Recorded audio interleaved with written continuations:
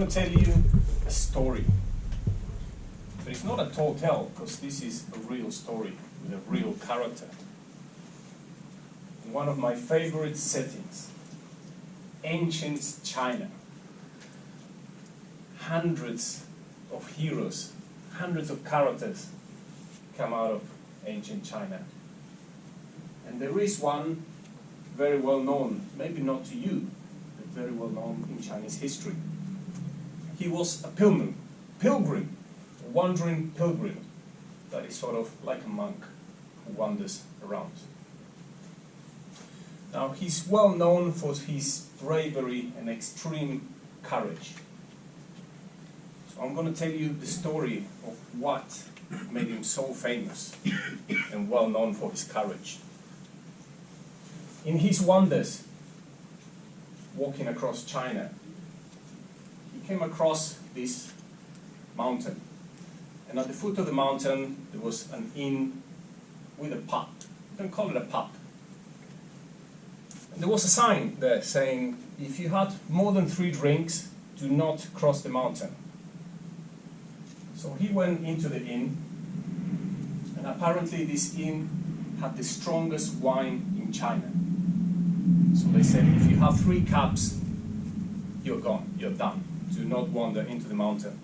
So Wusong went in. He was a big chap. Sat down, had 3 drinks. In China they drank wine in a bowl, warm. So he had 3 bowls of wine.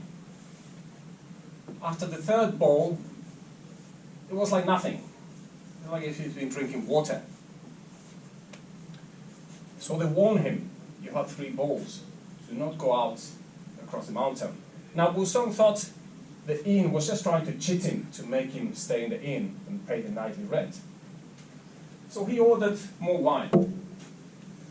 He drank 18 bowls of wine. Most people were completely drunk by 3 bowls, so imagine 18 bowls of wine. He got up like nothing. He couldn't even feel it.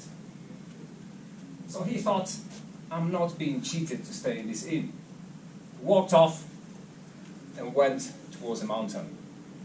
Now, as he was starting to go up the mountain, there was a sign. And the sign read, beware of the tiger. Now, at this point, Wusong thought, whoops, maybe they had a point. But he thought, I can't go back now, because I'm going to lose face, which means I'm going to look like an idiot. So he thought, I'll keep going. So he kept walking up the mountain, and now he started to feel that wine. Slowly, slowly, the wine got into his head, and he was completely wasted. So he thought, okay, let me sleep it off. So he lay down on a rock and tried to doze it off, and wham! A tiger jumped onto him. He managed to come aside 3 times. The tiger launched into him. He had a staff with him, which is a long stick. He tried to hit the tiger, but the staff broke.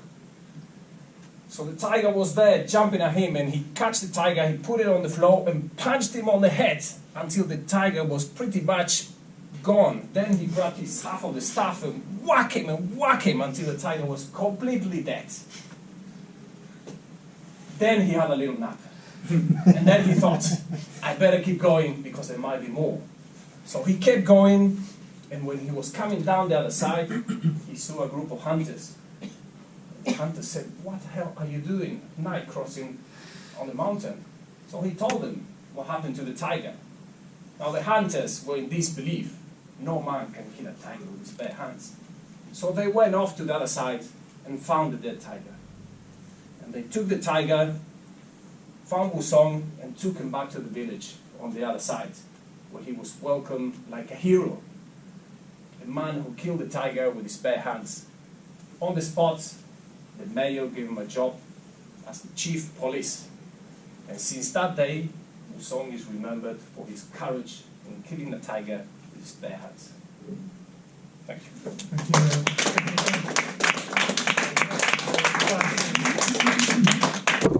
Very exciting talk down there. So we are another